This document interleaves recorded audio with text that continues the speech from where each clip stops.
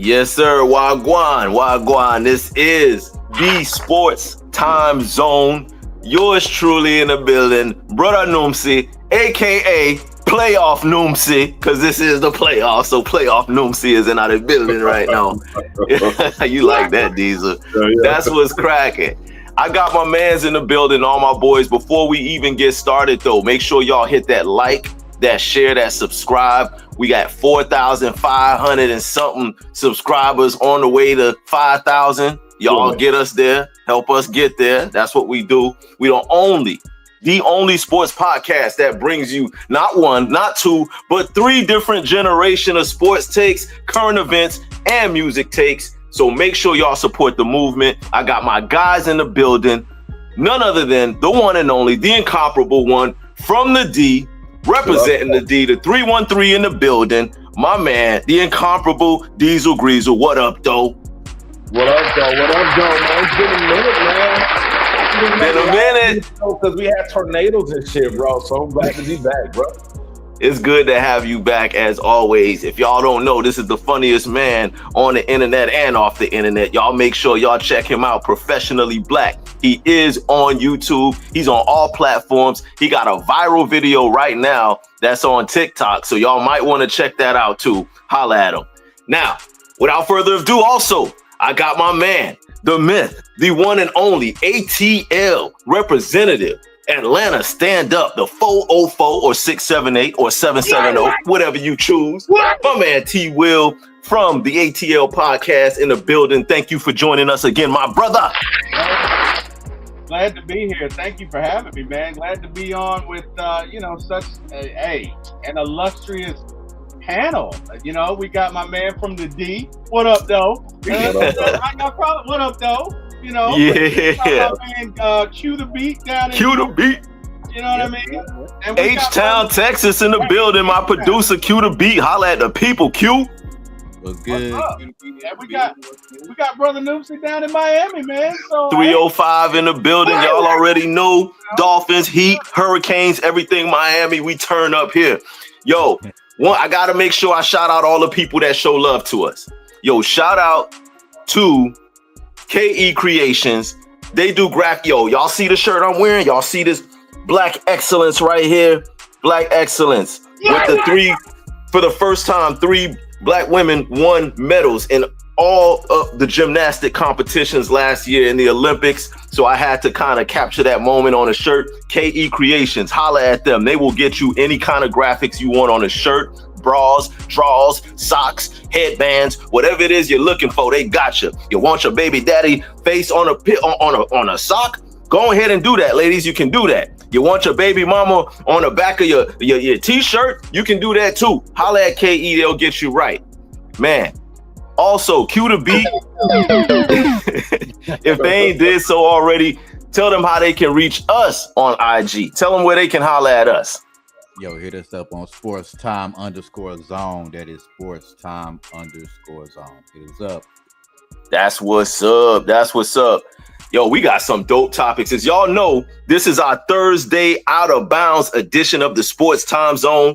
For those of y'all out there who may not be sports fans, but you still want to support the movement, we got y'all covered. This edition of the Sports Time Zone is out of bounds, and we about to break down some really good subjects. The first thing we gonna jump right into, we've been burning up and waiting to get into this. The movie Sinners, it dropped a couple of weeks ago, but it's right now burning up the box office. It's a really look. It's going viral. If a movie can go viral, this is the one that's doing it. There's so many different messages in that movie. I had to watch the movie twice. That's right. Your boy Noomsy watched it twice. I watched it at the movie theater, and then I watched it again on the Fire Stick because I had to capture everything. I don't even know where to start with this one, Diesel. Man, now, for those of y'all who don't know, Diesel also did a short synopsis on the movie, so y'all make sure y'all go to his TikTok and y'all can check that out. But I don't know where to start with this, so I'm going to start this off with Diesel, and then T Will, you can come in and piggyback on this. But let's all get our thoughts right there, right away on the movie Sinners.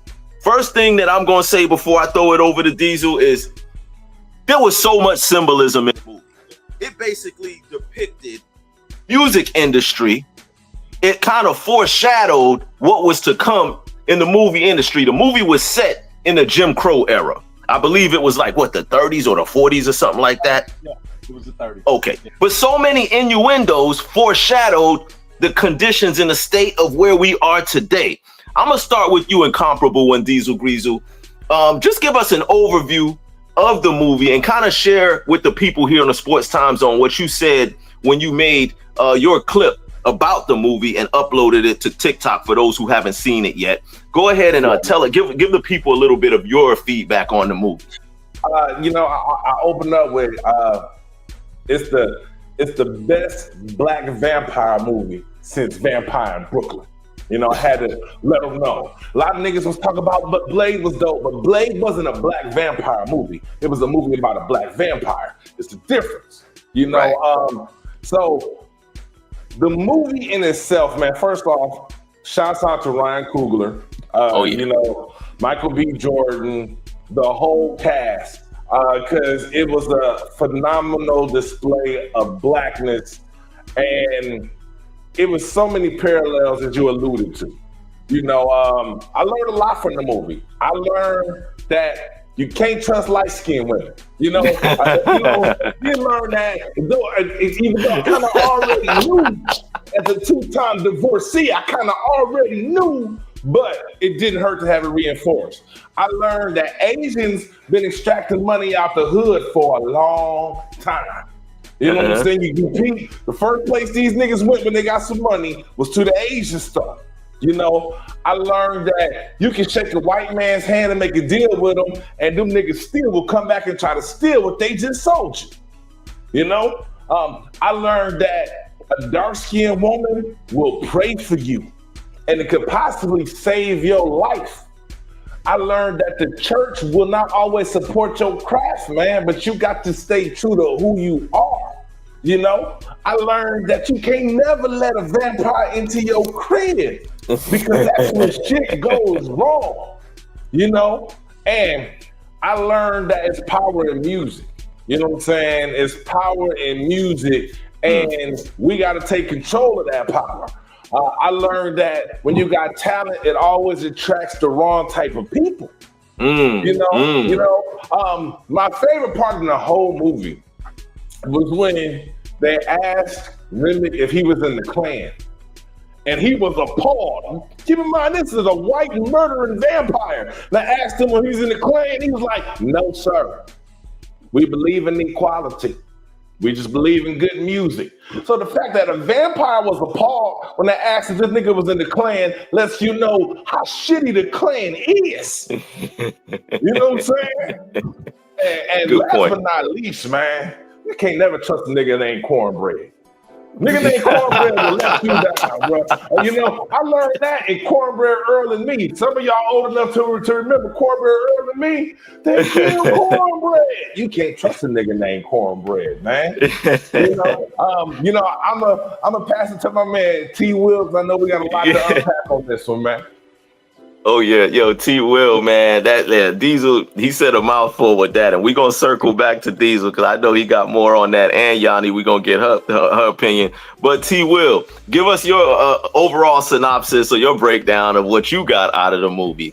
I mean, how do you follow that, right? Well, first and foremost, I'm gonna represent for the light-skinned women, my wife being one of them, and of course we have they're not all bad, Diesel. Come on.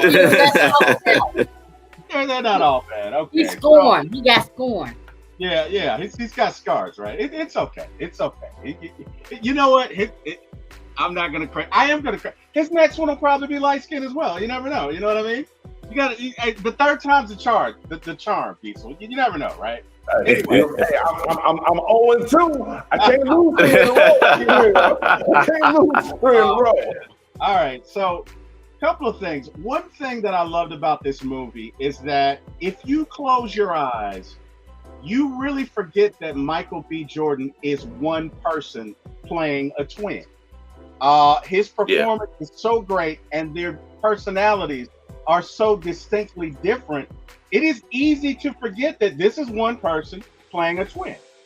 What I liked about it was the duality between the roles. So Smoke is obviously the spiritual one. He has Right. on the colors that are blue, which is the color of the hate, but he's obviously the spiritual one. And Stack is the more worldly one.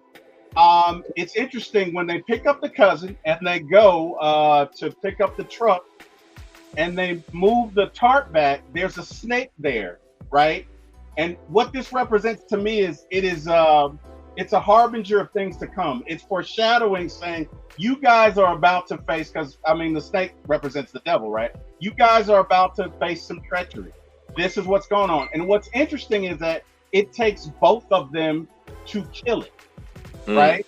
So Smoke grabs his knife, throws it to Stack kills it, or whoever kills it. But either way, it takes both of them to kill it. This to me is foreshadowing of things to come, right? That's one thing, I gotta echo what Brother Diesel said. Ryan Coogler did a great job of this because there's so much symbolism, but there's so much foreshadowing in it, right? So when Stack meets Mary, who is as to use Diesel's terminology, the light skin lady, or I think she may be biracial. I think she was trying to pass off for biracial. I think that's what they were going for. She was biracial.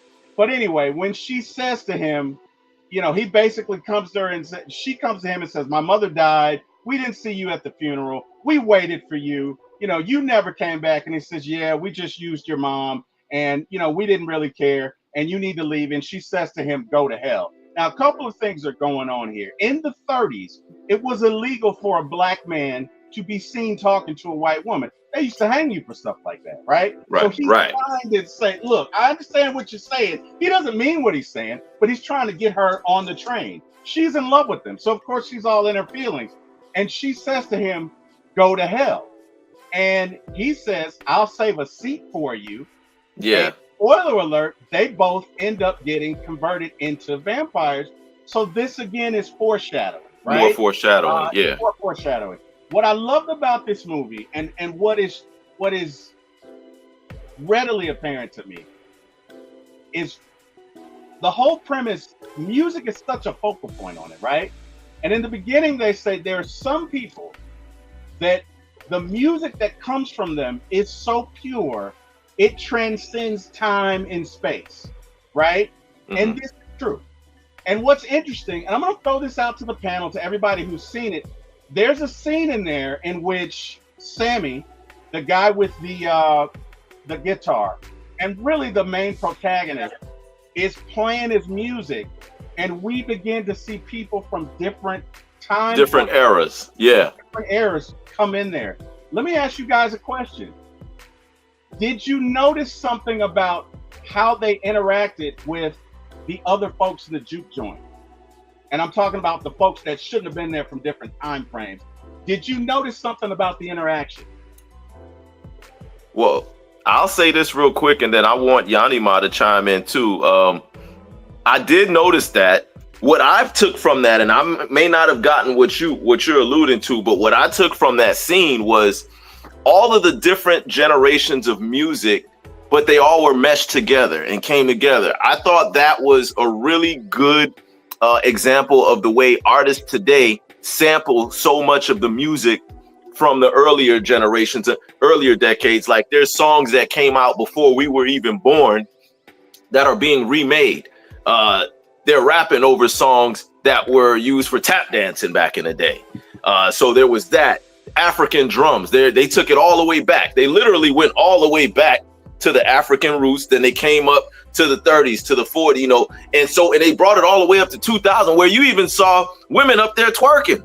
Like I saw some of the women the twerking, and they were twerking to Sammy playing the guitar. Yeah. So I noticed that. I don't know exactly where you were going with that, but Diesel, I don't know if you noticed it either. Yanni, did you notice that part of the movie when they were all dancing together and then they were going back to different generations and different eras, and what touched you about that particular scene? Maybe you can jump on what T. Will is alluding to here. Well, from my it's controversial, first of all. But what I'm gonna say, and because it had my jaws open and just thinking about how what I was thinking about how life can quickly spiral out of control. So and it shows that letting you know that making one bad decision leads to another one. And and by that time he was into he was like you said, the twin, he was in too deep. And that's the reality for a lot of people. Technically, you think that you just making one little compromise, but the compromise can change the entire course of your life. Good point. I can dig that. Good point with that. And the only thing that really stood out for me is that Sinner shows us that nobody is beyond redemption, but redemption isn't easy. It's messy and it's painful. Okay, you have to face the consequences of your actions. Like a lot of people don't take accountability for what they're doing, and that where a lot of people get stuck.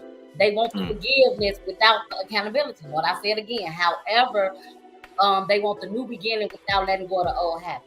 So, really my intake to sum it all up is that we all got a little sinner in us. We all make mistakes, but are you willing to do the hard work to come back from it? Are you ready to own your story, even the ugly parts, and turn it into something better? Because life will keep handing you the same lessons until you finally learn it. Sin isn't just a movie; it's a wake-up call. Good shit, Yanni. Good. And Diesel, go ahead. Go ahead, Diesel. First of all, I like shit. Put that over here. What did you notice about that scene, Diesel? About that scene that T. Will was talking about, with them all in that room going through different eras and generations of music? What did you notice, or what did you grasp from that? I think the thing that stood out to me about that scene is a saying the old folks always say: "Ain't nothing new up under the sun." You know what I'm saying? Meaning that time is like a construct, and so I think it's dope that everything is happening simultaneously. And I think that's the reality of life: is everything is happening simultaneously at different vibrations. And through the music he was making, we was able to see all three time spans simultaneously. Okay. Good stuff. T. Will, is that where you were going with that, or kind of broaden that for us a little bit? No worries. And there's no wrong answer. So here's the thing. What I was getting at was nobody saw them. So the band warriors that you saw, the break dancers, the twerkers, they never interacted with anyone in the juke joint because no one saw them, because they were there and they weren't there because they were there. Dean was right. They was daring. Their spirits were there. Correct. Yeah, like some flashback type of ordeal. Well, it's kind of like this, right? And it's funny. I wish my brother was on here because he could attest to this. I have a very bad habit, and that habit is when I love a song, y'all. I love a song. I love a song to death, so I will play it over and over and over and over again. So, real quick story. My brother and I, when we buried our grandmother about 20 years ago, we're driving to Mobile, Alabama, and I think who was it? Dookie's song Little Friend was out, right? And I love that song. And so I literally listened to that song. Jesus Christ, okay. They blowing you up. I know, right? I literally listened to that song from here to Mobile, which is 6 hours, and from Mobile back, and my brother was in the car. And it was so bad that when we got back, my brother was like, just take the CD, bro. Just take it. I don't want it again, right? And I bring it up to say that if you've ever loved a song and listened to it a lot of times, right? And then you stop, and let's say you don't listen to it for 2 or 3 months, and then you listen to it again, you hear something new in the music that you had not heard before. That's what those guys are. There is a frequency, and Diesel kind of spoke to it when he said that there's a frequency within music that you may not hear, but it's there. And he also called on to something when he said it's happening simultaneously. So in 1932, October 16th, which is when that is taking place, but it's also happening in 1994. It's also happening in 1997. It's also happening in whenever the Bantu Warriors are there, because it transcends time and space. And I brought it up to say that as an African American, I feel like this is true. I'm not going to say that I saw somebody in 1984 from 2010 twerking, but what I will say is when there is a collection of music, and the only example I can give you is this. I went to not a concert, but we have this thing in Atlanta called For Sisters Only. I went to it with my wife one day because the job I was working then, we were covering it or whatever. But there's a song out, Party Like a Rock Star, and this group is up there and they're performing it, and there is a sea of black folks. And they are all moving together in one. They are all moving together line for line, step for step. And honestly, I can't tell you what was going on, but you could feel it in the music. It was like it was moving through you, and that's what's going on in that scene. And I hope I didn't take up too much of your time. And I hope, good stuff. No, that was excellent point. And that again, that's why we're doing this, because there were some things that some people took out of it that others didn't. So it helps us to understand the full spectrum of the movie. Now, there's a couple of... Oh, you cut out. Oh, no problem. He's probably it's spitting that realness. StreamYard doing StreamYard stuff. Yeah, spitting that realness. Okay. You back? Can y'all hear me? Yeah, we can hear you now. We can hear you now. Okay. Yeah, one thing that I noticed is that early in the movie, when they were asking, hey, I thought y'all boys was, in Chicago. What y'all doing back down here? And I don't know if it was Smoke or which one of the twins said, Chicago ain't nothing but Mississippi with tall buildings. Yeah. I figure we deal with the devil we know. Right. Now, that was a powerful statement because, again, it kind of foreshadows, because here we are present day where the perception is that the South is this overtly racist environment, which there's still, obviously in the South is still places like that. But there's in the North, I know there's parts of Chicago, Yanni can attest to that. There's parts of, New York where the racism is at a high level. It's just shielded. It's almost like camouflaged because of the buildings, because of the facade, because of the aura of being up north, that you kind of forget, there's still some racism here too.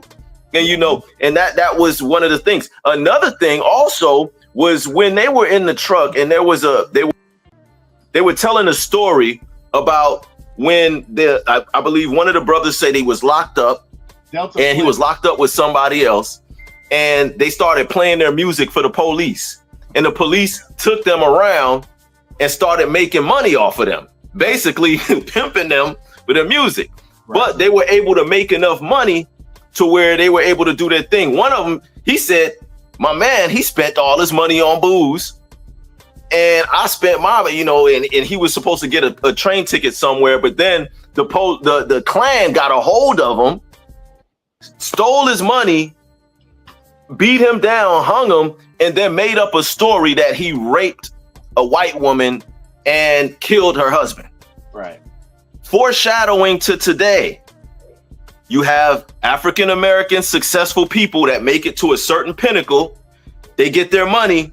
Sometimes they blow their money on drugs. They'll blow their money on liquor, whatever it is, or they'll blow their money on women.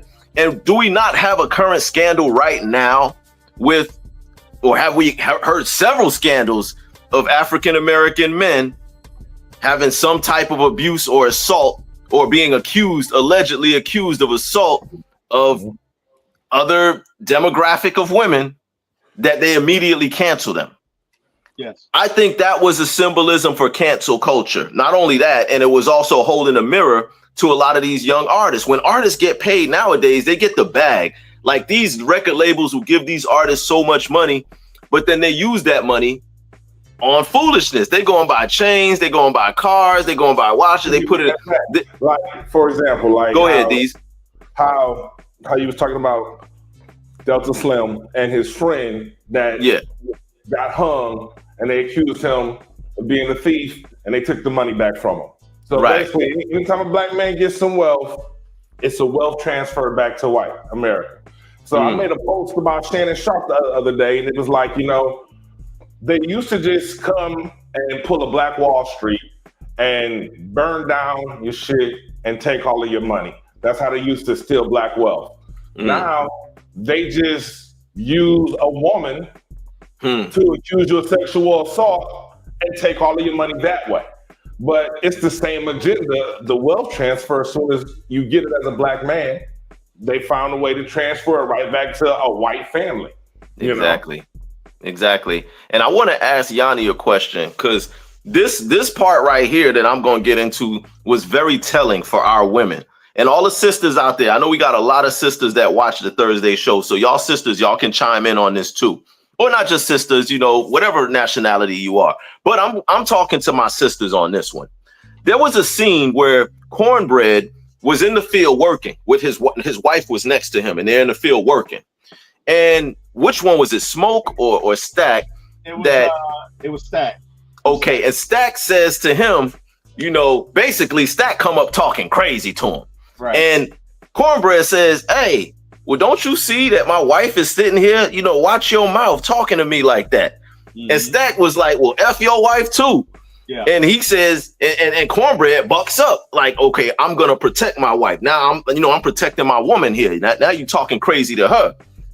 And then Stack says, well, trust me, she gonna want to hear how much money I'm about to offer you. She might even, you know, give you a little And I'm thinking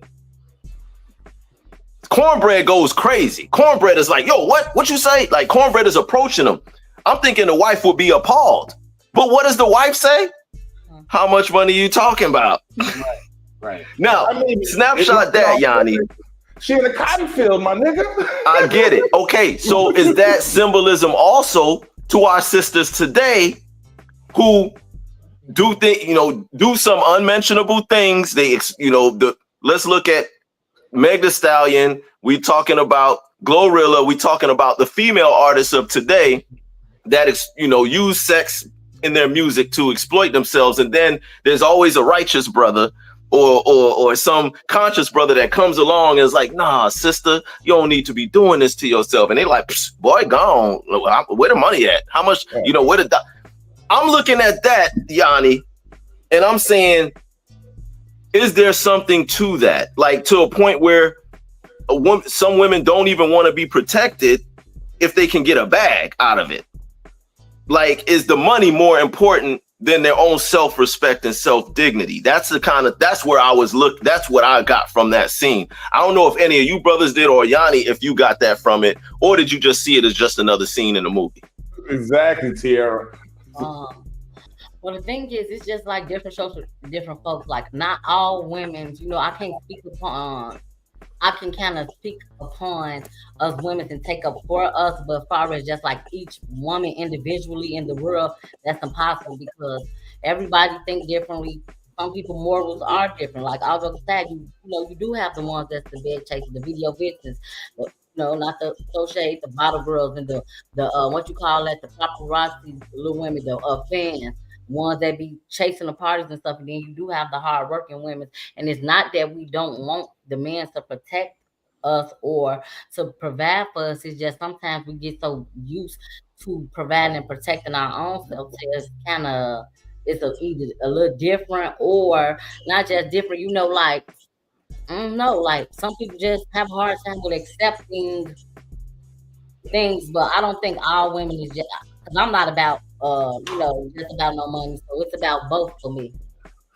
Right. And you know what? And to the ladies out there that's watching, shout out to you, Tiara. I appreciate you chiming in. I'm not in any way saying that this is a reflection of all women.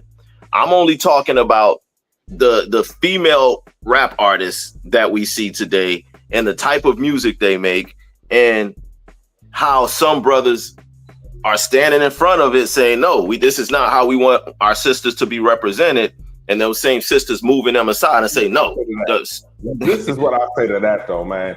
I can't even get mad at the women making the music they making because we would be hypocrites because what type of music was the men making for us? You know? Right.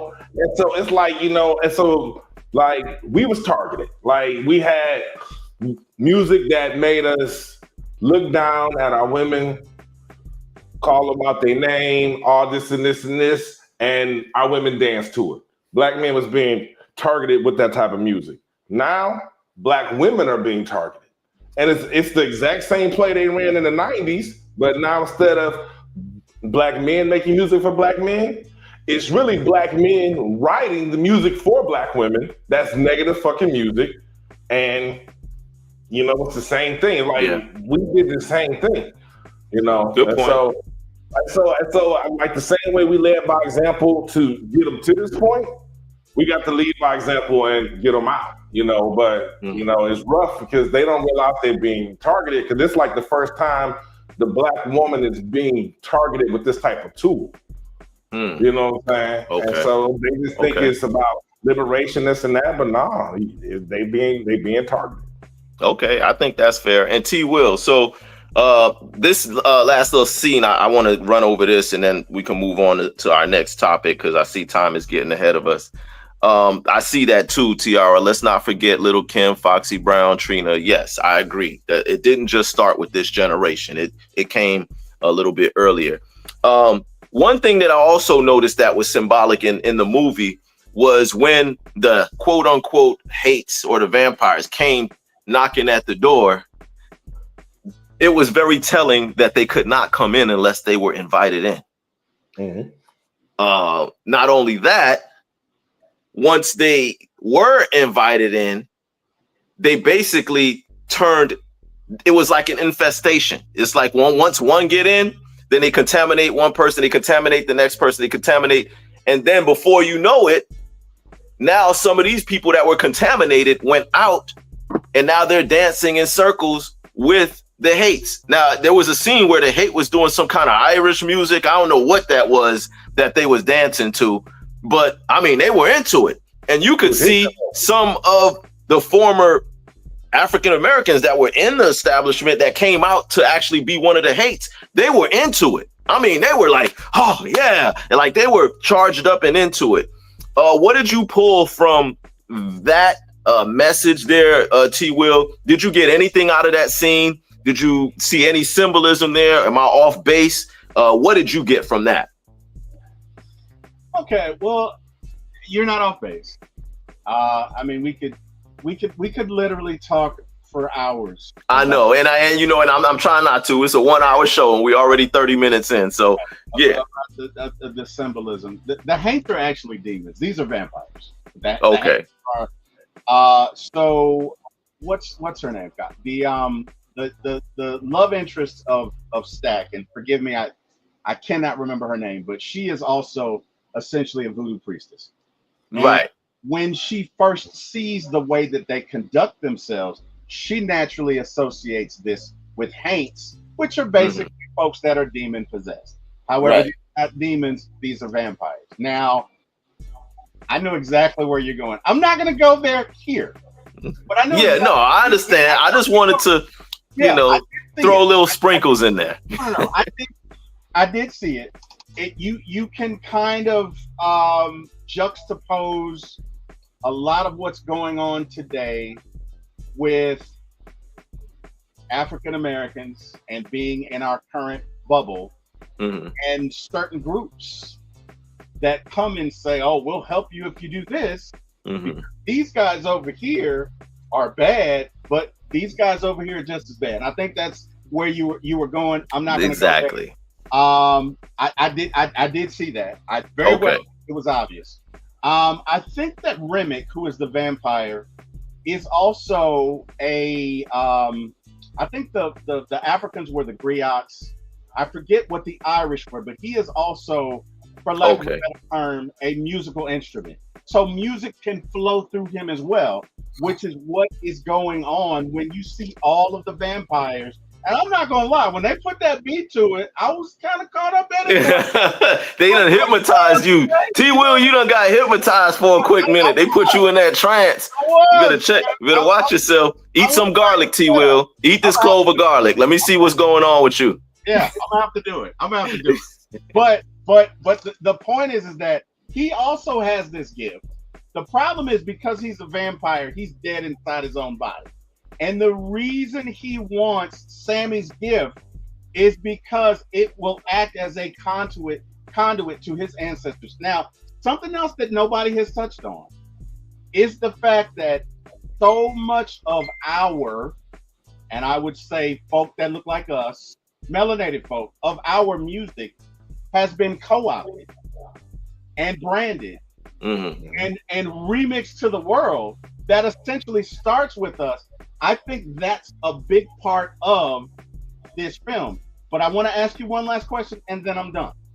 Do you guys know who Robert Johnson was? Because Sammy's character is largely based on him. And they kind of allude to it, but they don't. So when Sammy's dad, who is played by Saul, I forget his name, very good. If you've never seen his poems, great poet. Great, you should check him out. Saul Williams, I think is his name. Anyway, he says to him, Sammy, put the guitar down. Yeah. He's not just telling him to put the guitar down. Okay?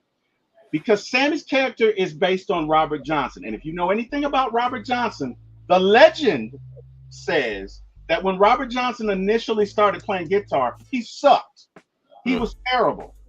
And then one day on a crossroads, he met the devil and sold his soul, and he came back a year later and was the greatest blues guitarist ever. That's what Sammy's dad is alluding to without alluding to it in that scene when you see Sammy with the guitar. That's okay. That good, excellent point, because a lot of people missed that. I know I definitely missed it, but a lot of people did. He never even put the guitar down. He never did. Because he didn't drop it. Right. He never did. I wanted to piggyback on what He didn't drop it at all. Still, he broke, but he didn't drop it. He didn't. Go ahead, Diesel. I want to piggyback on what T. Will was saying, like the fact that Remick had all those other black people, right? He got all these other vampires. You know, he wanted Sammy for a reason.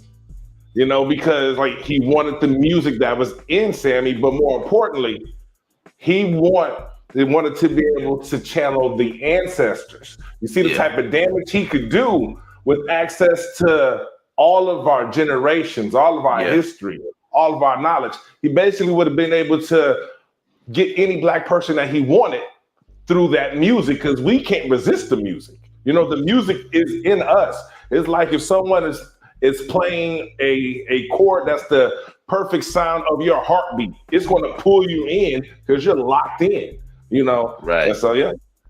Good stuff. Excellent. Excellent. Diesel is preaching tonight. Diesel be in he gives full sermons up in here. Let's go back to what he said, right? Because I don't think anybody realizes what he just said. I don't think he realizes what he said could potentially get him hurt. What you said was, if you hear music and it impacts your heartbeat, right?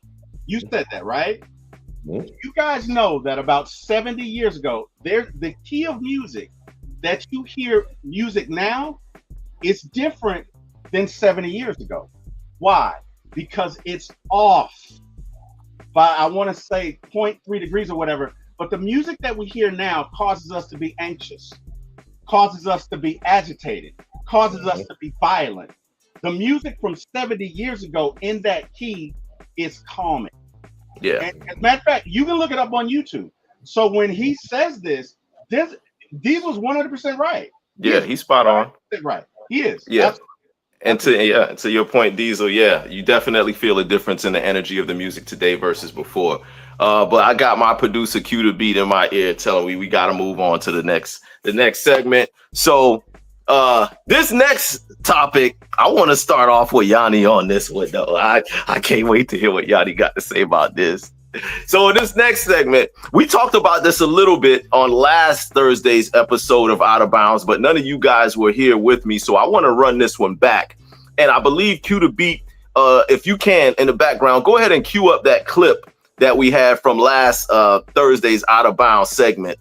Now, there was recently, there was an executive order that was signed recently that now allows some teachers to physically defend themselves against students that physically attack them. There's been a rash of incidents lately where students have been attacking teachers. I've seen students jumping teachers. I've seen students being disrespectful. Now, this was a situation that happened in a high school in North Carolina where a teacher took a phone from a student. The student, and Q, if you can back this up from the beginning, a student went up to the teacher, tried to take the phone back from the teacher, and ends up swinging on the teacher. And then this is what happens, ladies and gentlemen. Let's take a look. As you can see right there, hold on. Frazier. As you can see here, at this point, the student pulls the teacher down by her hair. The teacher lands on top of her, which is unfortunate for the student because I don't think she knew it was going to go down like this. But she started putting hands. I'm talking about putting hands on that young lady. So from a mother's perspective, Yanni, and then I want T. Will and Diesel to chime in too. And while we at it, if TZ Dave is in the building, let's pull him back in here. Yanni, how do you feel about this new executive order that allows teachers to put hands on students to defend themselves? Do you think that in a case like this, it's warranted? Or do you think that we shouldn't be going here at all? The teachers should never, under any circumstance, put hands on a student, regardless if the student hit first or whatever. What's your thoughts of this as we show this clip? And look at the clip while you telling me what's going. Tell me your opinion. Okay. So, boom, the student swings and then it's on and popping. But go ahead. So this right here is a touchy subject. I got to let me hit my blunt because first of all, y'all gotta hit the blunt first. Cause listen, y'all, I'm not lying. This is my first time seeing this episode. Not an episode, but however, seeing this clip, seeing this altercation. Man, the teacher is giving her that work, yo. Like she is giving, but again, the student did swing on the teacher, and when she swung, this is what happened afterwards. Okay. So let's be real though, y'all. The teachers are stepping into a classroom that feels more like a war zone than a safe learning space. Anyway, okay. They dealing with kids who are disrespectful. Yeah, I said the fucking part because they disrespectful. They aggressive, and sometimes, and a lot of times nowadays in 2025, like you said, based on the music and the past and everything that's going on, the kids they dangerous, but it don't justify that the teacher putting hands on a student. What should I say? Listen, everybody does have a right to defend themselves. I'm not saying teachers should not just stand their grounds or take a beating, but the second the teacher raises their hands, that's not just risking their jobs. They're risking their freedom because we all know how quickly the narrative can flip. But let's flip the script for one little second, you guys. I gotta flip the script for a second because why are these kids acting out in the first place? Exactly. What traumas are they carrying that makes them feel like violence is the only way to express themselves? What makes them think that they could disrespect teachers? Not just teachers, somebody that's willing to help you, regardless if they're getting paid or not, but they're not getting paid to babysit. They're not getting paid to be disrespectful. They're damn sure not getting paid for a kid to put their hands on because I got a child. Let my daughter squat over me. Let's go in the middle of the street. Let's go. But what you're not gonna do, you shouldn't put your hands. These kids just be feeling like they so grown. They get a little puberty, You might get a little kookanoo now. Now Shakita got that little wee wee. Baby, you can't tell them nothing. They Exactly. feel me? They getting their hair down, their back. They wearing makeup and lashes and shit at 14, 13, whenever. Baby, you feel me? And they doing what they is being seen and what they're being taught. A lot of the kids is being taught by the music, the videos, the what shall I say, these movies that's out, all these little YouTube series and all that. But I feel like the way that they express themselves, it shouldn't be results of violence. And teachers need protection too. But the students need protection too. Protection from the chaos in their lives, though, the stuff that they are dealing with that nobody wants to talk about. Y'all know a lot of these kids just be so tough and so hard and be going through a lot of stuff, but they really don't want to talk to the teachers because they feel like when they talk to the teachers, sometimes, you know, you're lame, you're not cool, you this, you're that, you know, and they not taught to have actual what shall we say, positive communication, because a lot of people listen to respond instead of listening to understand. You know, you could tell a kid, say like if you tell a kid to pull their pants up, he want to start fighting, curse you out and saying all type of stuff. Jim want to be saying all type of stuff to you and get mad at the fact that, you know, I'm not trying to be your father. I was just trying to give you a little pointers or a little tips. So one other story with the solution, we need more counselors, more mental health resources, more de-escalation training, because if we don't address the root of the problem, we're just going to keep having these conversations, y'all. And in the meantime, teachers and students are both getting hurt. And like you said, people really can get hurt, because now what if their mom, the dads, the aunties, the sisters, the cousins, the great-great-grandmas, the other people would want retaliation with the teacher, and so now it's like, what is she supposed to do? You know what I'm saying? Like, and now, see what I'm saying? Look at him. Exactly. And that's what I'm saying. So it clearly look at him. It clearly starts at home. It clearly starts at home, because it's not the first time. So like y'all in a boxing ring or something. You know, exactly. Exactly. And then he didn't see it coming. So Diesel, what I want to know from you is, now somebody online was saying that with this new executive order being passed, allowing teachers to physically put hands on students, so to speak, that we're going back to the old days, and it's going to be like it was before, when, you know, students or teachers could, you know, paddle kids or pop kids or whatever. How do you, first, two parts to this, how do you feel about that executive order that was just passed? Do you think it's good? Do you think it's bad? And number two, do you think teachers should be able to physically put hands on students? You're a father. You have girls, you got boys, you're a father. So as a parent, how does that sit with you, including what you just saw from those clips? It's tough, man, because I think that it's a thin line, and a teacher should have a right to, at a minimal, physically restrain a student if the student is a danger to himself or to someone else. You know, how can you restrain a student? Now, you seen those two clips. I'm just being for real, though. Come on. No, I don't got the answers as to how. No, I know you're not. But I was just chiming in because it don't make you see. I get what you're saying, but to be honest, kids like that, do you see that it's not no refraining? Because who the fuck, even the lady and the man, they didn't know that them kids was gonna hit them. Look at, he was just standing there. He's talking to him. Look. Well, no, I'm saying the restraint comes after something has happened. Yeah, now, look. I think you should have a right to protect yourself and defend yourself to an extent. The problem is where do we draw the line? I hope you know what I'm saying? How far you could go. But I think like the bigger issue is like when we were younger, we were scared of our parents. Right. I was scared of my grandma.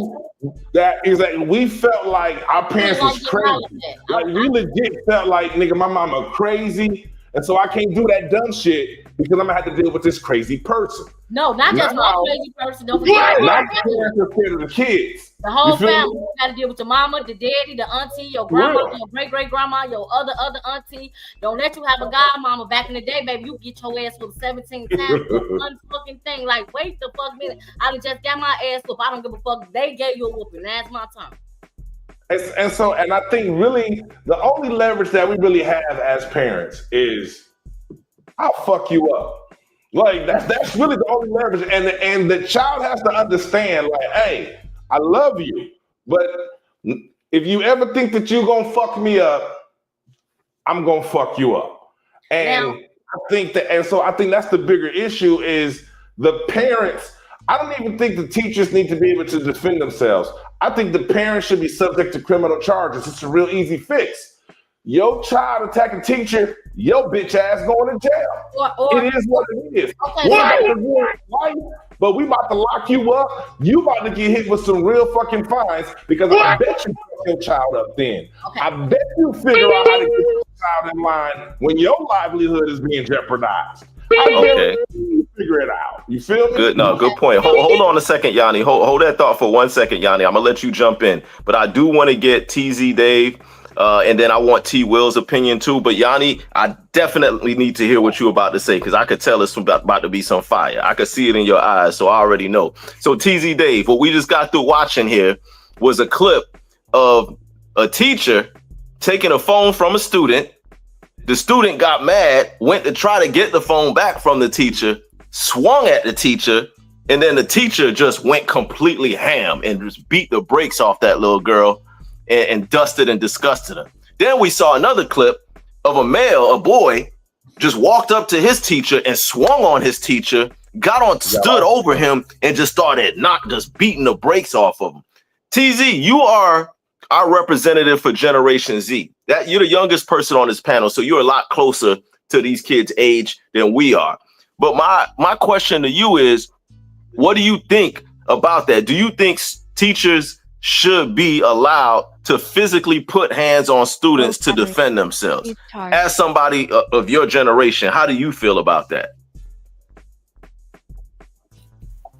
No, I don't think so. I don't think they should be able to do that because I feel like they say do unto others as you want others done to you. You know what I'm saying? But they just got swung on. The teacher just got swung on. So what do you? So that would mean. So go ahead. So I'm swinging back. Okay. You're not about to punk me. See, that's the other thing about these youngers now. They feel entitled. They feel like they don't supposed to be. You know what I'm saying? They hold themselves to a certain standard. They don't want to listen. They feel like nobody, they mamas and they daddies, but little do they know it take a village to raise you shitty ass motherfuckers. So while y'all be out here fucking up the village, that really got some sense and some hope and decency to even care, because a lot of teachers don't really teach because they care about kids. They teaching because they want the money. Yeah, exactly. So T Will, some parents will argue and say, oh, don't put your hands on my baby. Don't touch my baby. If my child do something, then you need to call me. But you don't put your hands on my baby. You don't touch my... So my question, T. Will, at what point is the teacher supposed to call the parent? After they get swung on? While they're laying on the floor getting the snot punched out of them? At what point does a teacher have to call a student? Or what is a teacher supposed to do when a student just swings on them? Are they supposed to just run out of the classroom and go and get security? Are they supposed to just sit there and curl up and fold up and not touch the kid back? What does a teacher do in this situation, T. Will? Oh, go ahead. I'm sorry. Diesel, we're going to let you get back in, but go ahead, T. Will. Yeah. I'm from a different time. Low battery. Please charge. I'm from a different time. So had this happened in my day, that kid would have got his ass whooped 16, 17 times. I have no issue. Please I charge. have to say something. Let me tell you something. If I'm a teacher and anybody's kid come up on me, I'm gonna kick your kid's ass because you didn't do your job for it to get to this point. And I don't care. Oh, don't call me. No, your child has no respect. Okay, and guess what? If your child goes to work and jumps on somebody, you know what's going to happen? He's going to go to jail. Right. He's going to go to jail. My father would always tell me, I'm not raising you to remain a child. I'm raising you to become an adult. Right? I'm raising you to go out into the world. Look it. I understand you can have bad things going on at home. I understand that there could be but the world does not give it, respectfully, the world does not give a damn about what's going on, least of all African Americans. Least of all African Americans. We are the least valued people on this planet. And if we don't value ourselves, then no one else will. This comes down to pure, hard disrespect. And where I'm from, if you disrespect me, I have to repay you tenfold in kind. So if it's me, I don't mind opening up a can of whoop ass on anybody's, and you can come up there too, sir, or bring the whole family. Because I got folks T will say, bring the whole family, boy. Y'all all can get this smoke. And I'm serious. The PTA is comprised of what? The first word in PTA is parent. Right? Yeah. Parent. Teacher ass whoopings. If you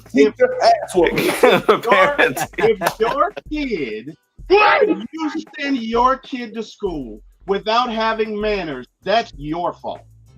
If you send your kid to school without being ready, if your kid can't read by the time he goes to school, that's on you.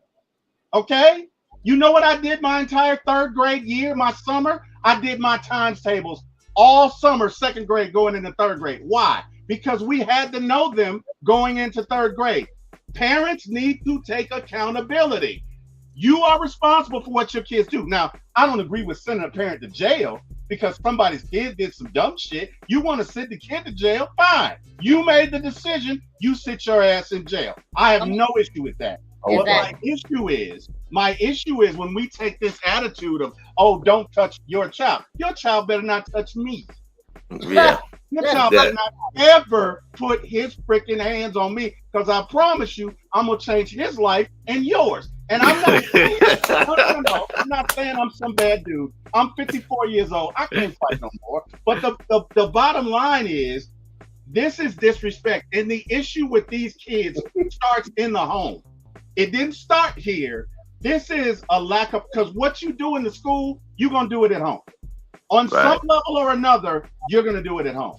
So as African Americans, we have to be accountable. What's the young lady? Miss what's her name? I'm sorry. What's your name? Yanni. Miss Yanni, you said something.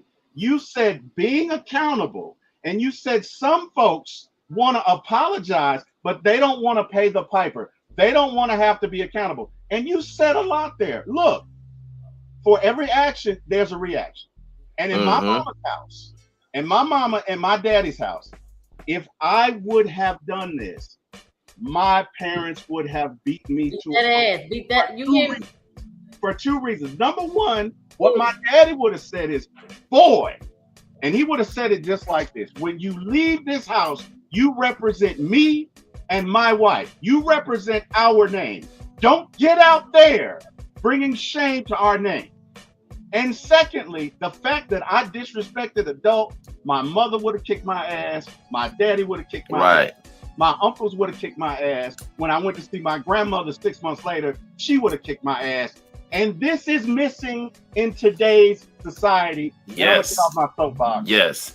Yes. I'm glad, because I want to. Hey, give him a round of applause for that one, Q to B, because that right there deserves some applause, man. You said a whole lot there with that, T Will.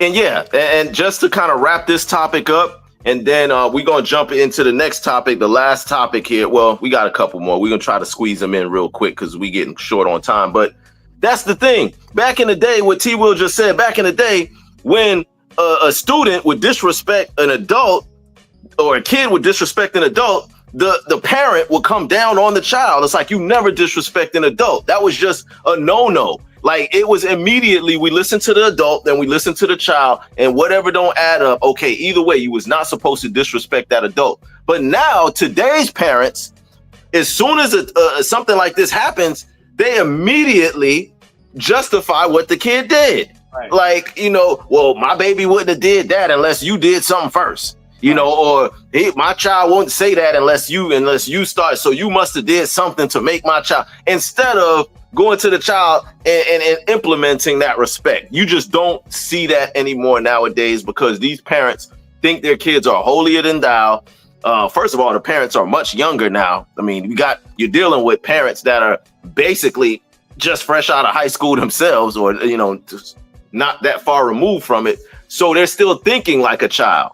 And then when they have a child, they feel like their child is just always right, never wrong. My baby, my baby, my baby. So that's all I wanted to say on that. Then we're going to wrap up and go to the next topic. Now, this next topic, this has been on the news too. Brother Rodney, a brother whose son was murdered by a police officer. TZ, I don't know if you heard about this, or I'm sure you did, but this brother had his son was murdered. His 18-year-old son was murdered by the police. The very next day, this man seeks out a police officer and runs a cop over with his car and killed the cop. Now, mind you, it wasn't the same cop that killed his son, but in that state of rage, in that state of insanity, when the emotional absence, the mental absence, when you just seen your son being murdered by a cop, you don't just see that one cop. He's seeing the whole establishment of police. So, and I know this is a tough thing to say what you would do, because TZ, I know you ain't got no kids, but putting yourself in the shoes of a father or somebody that you just seen your son get murdered, and then, the next day, do you think you're thinking clearly at that point to make rash decisions? Do you think he was 100% wrong for running the cop over? You think he was 50% wrong? Think it was 80%? If you had to put a percentage on it, or 0%, how do you feel? Again, speaking to your generation, TZ, because I love having you as my co-host, because you open my eyes up to stuff that I don't even understand by you being Gen Z. But what do you think of that whole situation as a father running over a cop a day after his son just got murdered by a cop? Thank you. My bad. That's just a crazy storyline just by itself. All right. If I was the father, I would. I mean, like, you kind of feel his kind of frustration. He crashed out. Yeah, literally. He crashed out, like literally. I killed my son, so I'm about to take one of yours. Like, you feel me? Like, kind of that get back, but like not a cop, because then that could lead to serious charges, serious, you know what I'm saying, discipline. I could put you in trouble. Then you just, you know what I'm saying, you can go to jail or something. Now your son already done passed away, so like that's the grievous part of it. So you just definitely like, there at that point. Yeah, and Diesel, I don't know if you saw that, Diesel, if you saw the clip where he was being arraigned, where the father was he had to walk past all of those police officers, and they were trying to intimidate him and shit. The thing is, like, black fathers in particular, lose sons to violence every day in America, right? But you rarely see a father do something like this out of retaliation. And I think the only reason this happens is because it was a cop, and he has no faith in the criminal justice system that he'll get any sort of justice. I think, like, a father loses a son, of course he wants that person to die, but most fathers are like, yo, he needs to go to prison for the rest of his life, you know? And me and my family would pick up the pieces. But when it's a cop that kills your son, and you know that it's more likely than not, he ain't even gonna go to jail, right? That's when you take matters into your own hands to feel like you gotta do something to make your family whole and get some sort of justice, you know? And so I think, like Dave said, you don't do it if it's a cop, but I'm like, I think the only reason that happened is because it was a cop. Because had it been another black man that did it, he knows that the police gonna punish that black man, and the black man gonna go to prison. So he'll be able to look his woman in the eye and say, the problem's been solved. But when it's a cop, it's kind of like you getting buck broke in front of your woman again, because you can't do shit about it, because you know that the cop isn't gonna be punished. So I think it's a reaction. I think what happens is a reaction based on what has been taking place, and everybody ain't gonna play with you. Like, you know what I'm saying? I'm not gonna say that he was right, I say I definitely understand. You know, and a lot of people like, well, he gonna go to prison for the rest of his life. I imagine he feels like he ain't got nothing to live for no more because he lost his son. You know what I'm saying? So it's like, you know, so I'm just grateful I'm not in that position, man. And I hope he gets a fair trial and gets as much justice as he can get. But you know, them crackers about to throw the book out. Yeah, they probably gonna get him. Yanni, as a mother and as a woman, your 18-year-old son just got murdered by a police officer. Your husband takes y'all's family car and go and ram into a police officer, killing him. And now your husband or your son's father is now facing life. Do you feel it was justified, that what he did was justified? Because now you as a mother and as a wife, or now you're without your son and you without your husband or your man. So how does that sit with you? Like, from your perspective, how do you see that whole situation unfold? Man, it's heartbreaking. Because, like a lot of people, imagine losing your child to police violence, or a mother or a father. Then the next day you wake up it's like a hole in your heart, for real. The grief, the anger, the helplessness, the kind of pain that can make you do things that you never thought you would do. Now, I am not saying that father was right for running over that cop. No, but what I am saying, I understand why he did it. You like what Diesel just said. He ain't saying he right, but I understand. When the justice system, hold on now, fails you, when the people who are supposed to protect you are the very ones that's taking your loved ones away. That's the kind of betrayal that can make you snap. But the hard truth is, though, his actions, it didn't bring his son back. That didn't bring him justice. All that did was give the system another reason to point the finger at him like he the bad guy. So now, instead of focusing on the cop who took his son's life, we gonna be focusing on him as a criminal. Now, this is what happens when a lot of people be letting their pain dictate our actions. It's easy to react in a moment, not to let the anger consume you, but in the long run, it only hurts you more. So now he about to be in jail, you said, he about to be in jail. They about to throw the book at him. It's different states and different laws. No matter if the cops still go to jail for his actions, the daddy about to have way more time than the police. So you're not even about to be in the same courtroom and be able to see the justice that your son is going to get. And now you don't have, your wife don't have you, she don't have her son. So it's like, it's kind of a fucked up situation, excuse my French. But yes, we do need justice.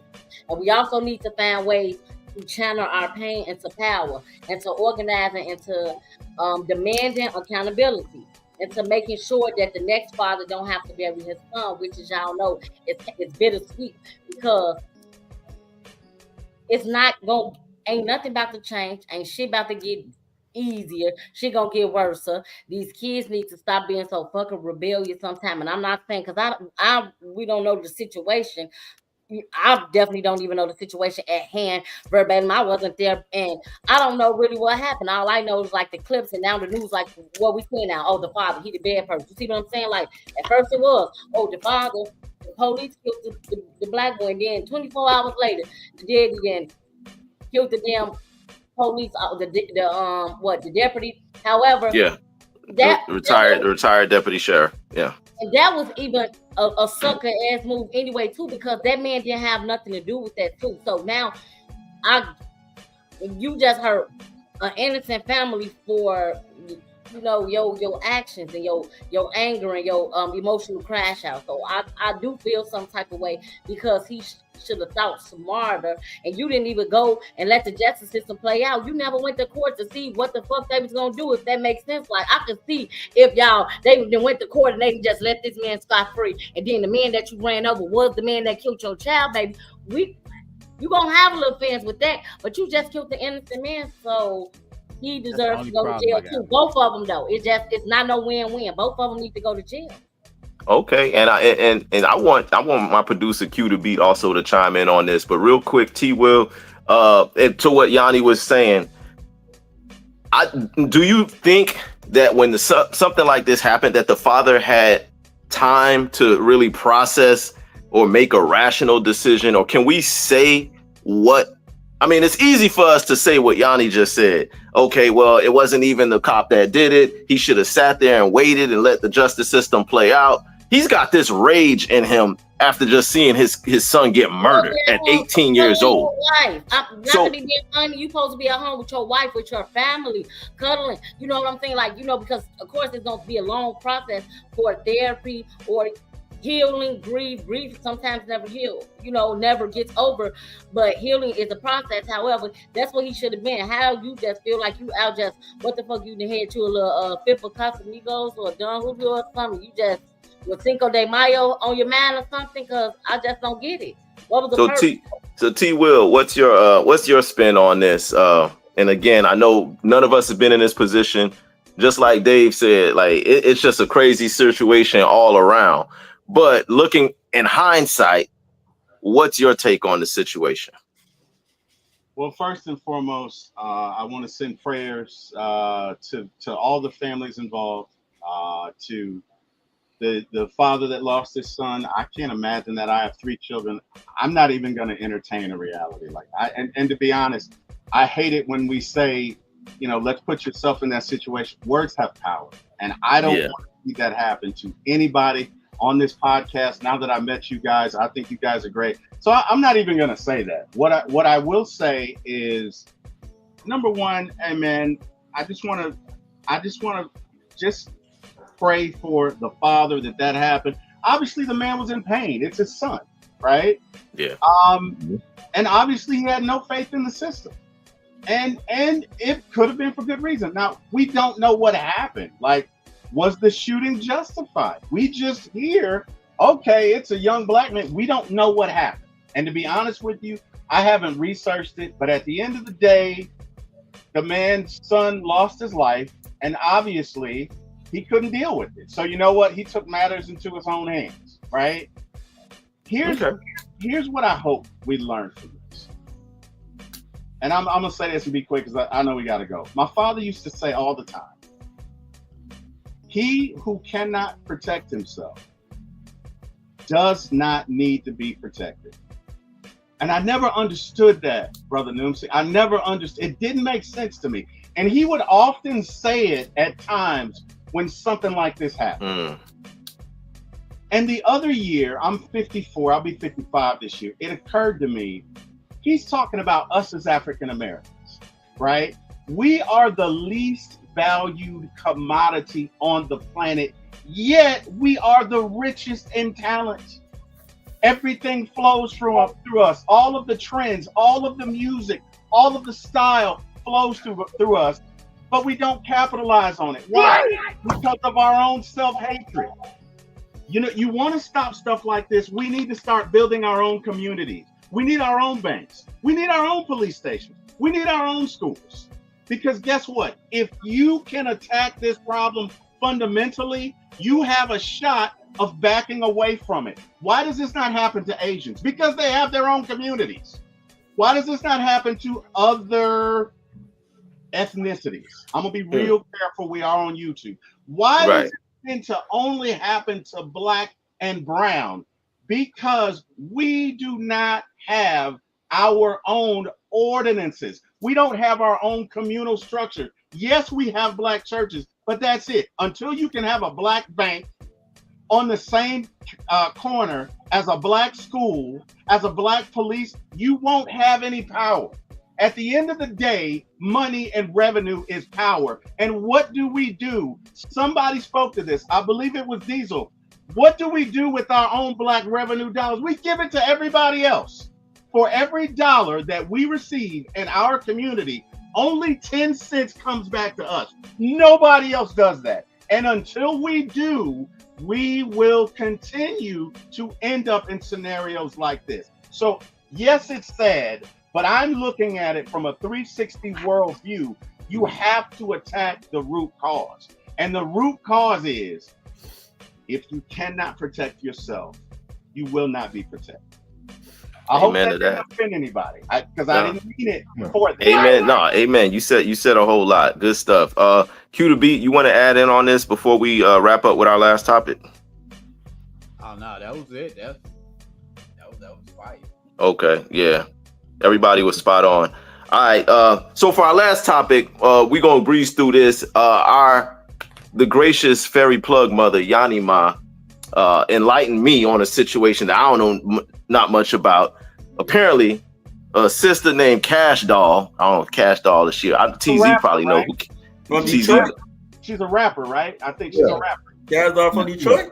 Yeah. Okay, so she from the D. So apparently, Cash Doll, she's got a new love interest or something like that. You know, I don't know nothing about none of that. Q, I don't know if Q does. T will. You know more about it than me. I'm shocked. And Diesel, you from the D, so I'm sure you know who Cash Doll is. But Yanni Ma, without further ado, go ahead and tell us about this next topic.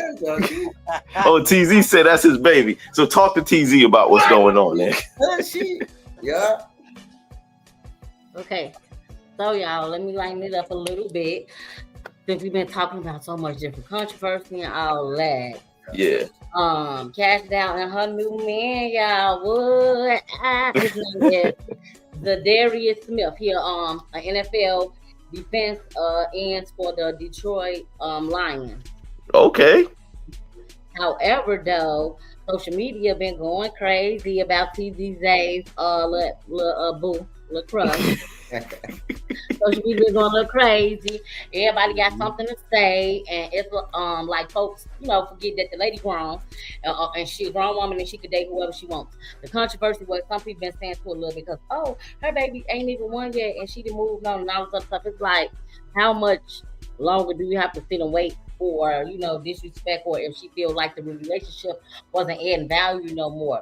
You know what I'm saying? Like, what she supposed to just sit there and take the disrespect? And what she said was she only, the reason why that her and her kid's father separated because she wants her daughter to see her being loved correctly. That's some shade. That's that's shade right there. He was beating on her. Okay. He was beating on her? Yeah, probably behind the scenes. And then, so in the public eye, people feel entitled to your personal life. They want to dissect every move, every post, every relationship. But in reality, we don't know about Cash Doll her and how she feels. We don't know what she's been through. Maybe this guy makes her feel seen. Maybe he makes her laugh. You know what I'm saying? It be the little things that matter. Maybe he's there for her in ways nobody else can be. But here's my advice to Cash and anybody else dealing with public scrutiny. Protect your peace, love who you love, but keep some things to yourself, because when you let the world in your relationship, y'all already know, they start tearing it apart piece by piece. And half people judging you are in toxic relationships themselves, don't know who their baby daddies is, or don't know. The mom, you hear me, like judging people, being all of these bitches broke as hell, can't even afford to pay attention, but you all up in somebody else's business. But however, Cash Doll is happy, y'all. So if you happy, be happy. Let the haters talk and everyone else instead of analyzing her life, and take a look at your own. Are you with somebody who's good for you? Somebody who sees you, values you, supports you, and because it's not, maybe that's the one who needs to be reevaluated, and not Cash Doll, ladies. Okay, that's what's up. Any of y'all got anything to add before we close out? Hey man, nobody heart heal faster than a hoe. So you know what I'm saying? Like, shit, ain't no need to keep dwelling on what was. Wow. Hey, it's her life. I don't have an issue with it. It's her business. It's her life, and she has a point. Look at what you do impacts your kids. So if your kids don't see you have a healthy relationship, they probably don't have one either. So I don't have an issue with anything she did. Like Yanni said, it's her business, it's her life. I have nothing to say about it. Okay, I'm with you. I ain't got no opinion on it either. Nothing to say on that. I'm gonna let that ride.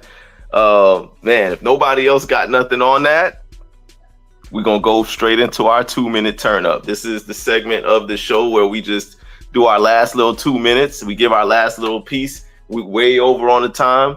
Golden State Warriors are getting their head cracked right now by Minnesota. I hope they can turn it around because I want Jimmy to win. So that's part of my 2-minute turn up. Golden State, y'all have an opportunity to tie up the series. Go up 2-0 in the series with Steph Curry injured. Y'all need to get it together, turn this around, turn up in the second half, and come back and try to win this game. Second thing, I heard a story, also Diesel touched on this as well, where a situation in Virginia where some Caucasian young men were going around playing a game called Ding Dong Ditch, but instead of going ringing doorbells and running, they was actually kicking people's doors in, acting like they about to kick somebody's door in, and then they run. Well, apparently they ran into the wrong person's house. They kicked somebody's door, and my man came out busting shots.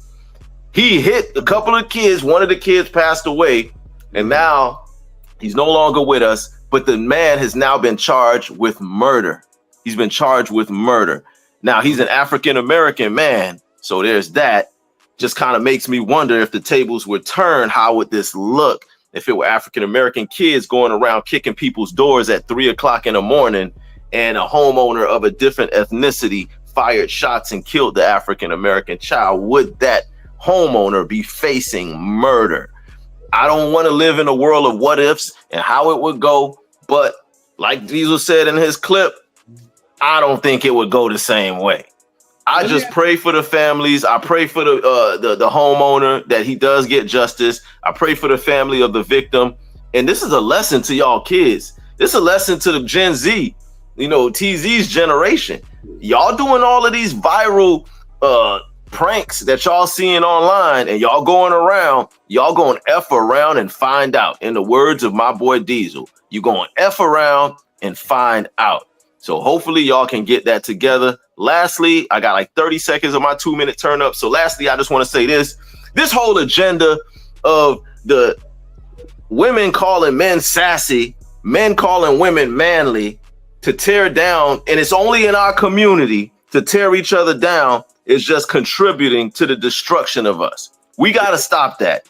Like, just because a man has some form of intelligence, just because he's emotionally aware, just because he holds you accountable, does not make him sassy. Just because a woman can hold down a position as head of household without a man in her life doesn't make her manly. So we got to stop this whole manly woman, sassy man. That's fool. Y'all just stop it. It's getting out of control, and I'm tired of it. That's all I got. TZ Dave, 2-minute turn up. It's on you. What up, though, man? I'm here from the 313 Detroit, man. You know what I'm saying? What up, though? The only ones doing it, man. We doing it big in Detroit, though. But shout out to my Warriors, man. We need to come back. We down. I don't like the score right now.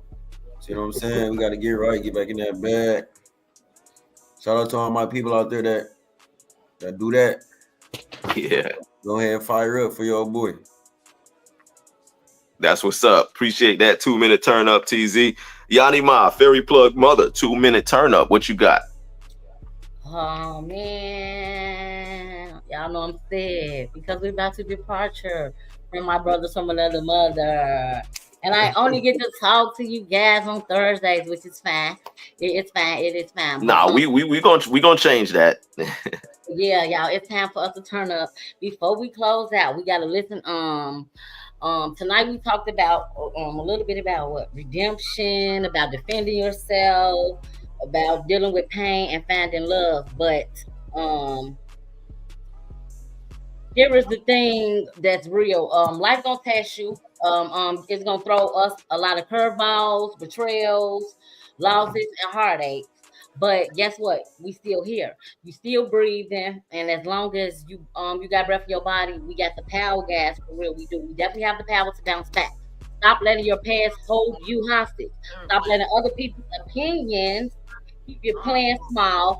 You are not defined by what happens to you. You're defined by how you rise from it. Also, take the time. Take that pain and turn it into purpose, okay, you guys, for real. Stop just feeling like once one little hurt that it's the end of the world. No, it's not. You gotta take it, grind it up, put it in the for the coffee drink, for the coffee grinder. Like TG said, Dave said, put it up in a little one time for the one time course, or however, what you want to do. One time for the one time. Yeah. Mix a little with the tequila, however, take the loss and turn it into a lesson. That's take the heartbreak and use it to fuel your hustle. We all got dreams to chase, moves to make, and a legacy to build. So all y'all, we got to get up. Dust ourselves off. Remind the world exactly who we is. You are powerful. We are unstoppable. And we are just getting started. Now y'all better go out there and make a whole bunch of noise, but I ain't talking about the messy noise where you up in jail and stuff. Cause don't be talking about Yanni Mom said. I'm talking about the Munyans. You hear me, y'all? The Benjamins and the Franklins. Break some generational curse and build some legacy. Okay, you guys. That's what I want you guys to do. And let them know that the Dirty Plug mother says it's time to shine for real. It's time to shine. That's all we focus on. Stay plugged in, stay focused, and stay winning. Peace and blessings, y'all. Let's get it. That's what's up. Appreciate that. Diesel Greasel, 2-minute turn up. What you got? Yanni might remind me of when they were reading the announcements at church. Y'all know exactly what I'm talking about. We always there before. But I want to send a shout out to my Pistons, man. Pistons had an amazing season. The NBA, some hoes. Pistons got heated in a bunch of them games without getting some calls, and for the NBA to admit they missed calls hours after the game and shit, like they some hoes. Fuck the Knicks. Cousin Noomsy been harassing us. And she watching too. Let me heal, man. Like, let me heal. Congratulations, y'all still in. We out. I think you should focus on what y'all doing because we will be back next year better than ever. Man, the Pistons got skeeted in Sixth Man of the Year award. We got skeeted in Coach of the Year award. You know what I'm saying? Like it's bullshit. But I will say this about the Knicks. Normally, when it comes to Detroit sports, football and basketball, whoever beats the Detroit team ends up in the conference championship or a championship. You know what I'm saying? Like, you go back to when the Heat won it, you know what I'm saying? Like, when they beat, you know what I'm saying, the Bad Boys 2 type shit. You can go to the NFL when the Niners beat the Lions, and you know what I'm saying? Or last year, the fucking Commodores in the NFC Championship game. And it's like, it's still like, if you beat Detroit, you go places. It's because we ain't no punk bitches. What up, though? What up, though? That's what's up, Diesel. T Will, 2-minute turn up. Last 2 minutes, say whatever you want. Go for it. You on mute, my brother. My bad, y'all. Sorry about that. So First and foremost, thank you to the panel. I was laughing at y'all. You're right. Y'all need stupid. Say that shit, man. In all seriousness, hey guys, thanks for having me. This was great. I appreciate it. And I'm gonna kind of echo what Yanni said and a little bit of what you said, Brother Noomsy. I'm curious. I know in Georgia, if somebody kicks on your door, but they don't come in, you can't shoot them.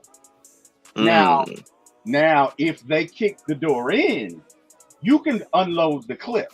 If they were running away, more than likely, that's why he got arrested. Gotcha. Right? In the heat of the moment, your blood. I get it. But you got to know the laws because they're different in different states, right? So just want to drop that nugget. The other thing is, and look, this is what I'm all about. And Yanni, I want to echo your sentiment. Don't let anybody tell you what you can't do, man. If you got a dream, if you got something that you're trying to do, go out and do it. Don't let anybody stop you. The only person that can stop you is you and your attitude. And as long as you have an attitude that you can believe it, you can achieve it. Don't let anybody stop you. I love what you guys are about. I love the conversations today. I love the topic. And to all you young folks out there, man, look it. We are in a time where everything is against you. You are not imagining things. Things are against you. But you got to believe in yourself. You got to keep on pushing. And we're going to keep on praying for you. And whatever you want to do is possible. That's all I got. That's what's up. Cue the beat. Take us home, my brother.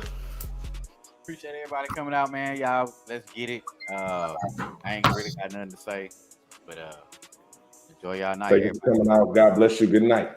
Yes, sir. Y'all also make sure on Saturday we have our underground music spotlight. Any independent underground artists that want to get your music out there, send it to us at the Sports Time Zone. Every Saturday at 1 p.m. Eastern Time, 12 noon Central, we feature an underground hip hop artist. We got a few of them coming out that we got this Saturday. Make sure y'all tune in. And also every Wednesday is strictly sports. So for all y'all sports heads that don't care nothing about all these social topics and all just want to hear about sports, check us out every Wednesday, 8 p.m. Eastern, 7 p.m. Central for my panel. For T Will from the ATL, Diesel Greasel from the D, Yanni Ma from the Shot, my co-host TZ Dave also from the D, and my producer Q the Beat from H-Town. I am Playoff Noomsi, and this is the Sports Time Zone. We will catch y'all on the flip side. I appreciate everybody for joining us. T Will, thank you for coming. Everybody. Every plug, mother, follow me for all y'all marketing and branding needs. Get it in. Make sure y'all follow that. Holla, and we out of there. Bless. Bless. Good.